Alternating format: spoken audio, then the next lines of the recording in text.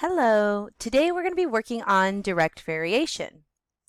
So by the end of the lesson, you'll be able to identify the constant of variation and find slope from a graph, be able to graph a direct variation equation, and then finally write equations of direct variation.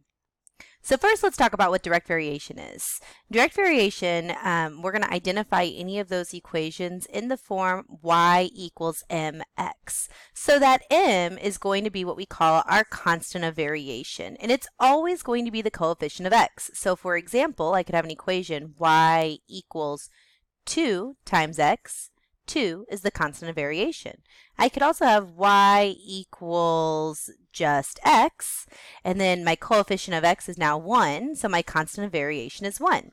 That constant of variation could also be a fraction, so I could have something like y equals negative 2/3 times x, where the number, negative 2/3, or the coefficient, is our constant of variation.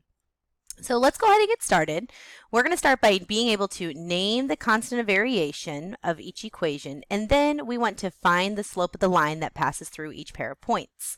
So when we look at this first example, it actually gives us our equation, and it says it's y equals negative 4x. Well, we now know the constant of variation is the coefficient of x, so we would write here the constant of variation. And then for the rest of the class, I'll probably go ahead and just abbreviate this to COV, is negative 4. Well, next it asks us to find the slope of the line. And we know that when we look at a graph, our slope is going to be our rise over our run. So we're going to start at the bottom point, the lowest point that they give us, perfect point, and we're going to rise. So we go up 1, 2, 3, 4. So since we rose up 4, we'll have plus 4. And I knew to stop here because I'm now at the same level as a second point on my line. So to continue with our slope triangle, we're now going to see we need to go to the left 1, which is negative 1. I went into the negative direction 1. So when we bring these numbers over to our ratio, again, we have that rise of positive 4 divided by the run, which was a negative 1. And if I simplified this out, I'd get a negative 4. What you should notice each and every time is that your constant of variation should be the same as your slope. If it's not, we want to go back and check that we had our constant of variation as the coefficient and that we did our slope, our rise over run. You can also triple check because when we look at this line, we see this has a negative slope, so our final answer should be negative. Let's go on to example 2. Let's go ahead and graph this line. Graph our direct variation equation. So we want this to be in the form y equals mx, which it is. Good. So now we can follow our steps. Step 1, write the slope as a ratio. Well, the slope is negative 6. To make this a fraction, we're going to divide it by 1. We want to do this so we have a rise over run.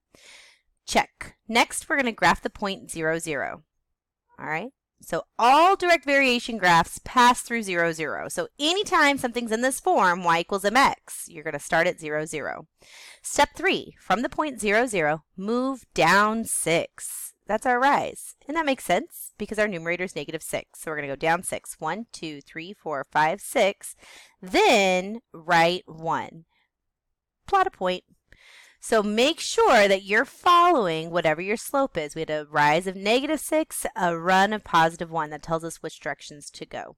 We also want to be sure to plot points in the opposite direction. So instead of going down 6, we're going to go up 6. 1, 2, 3, 4, 5, 6. And instead of to the right 1, to the left 1.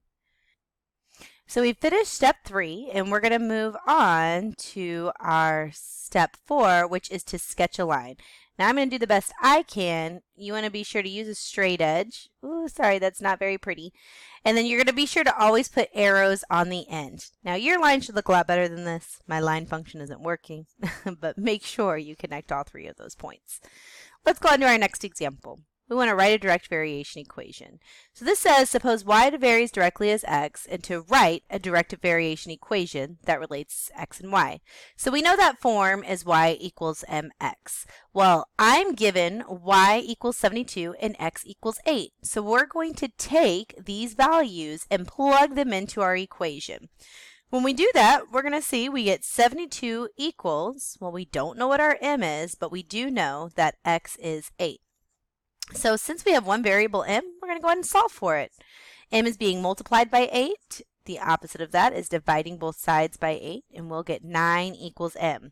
Well, this is not a direct variation equation like the instructions asked us. We want it to be back into this y equals mx form. So, in order to make it a generalized formula, we're still going to keep the y, our equals, and our x, but we're going to change the m, the coefficient of x, to what we just solved for, 9. And this is our final answer.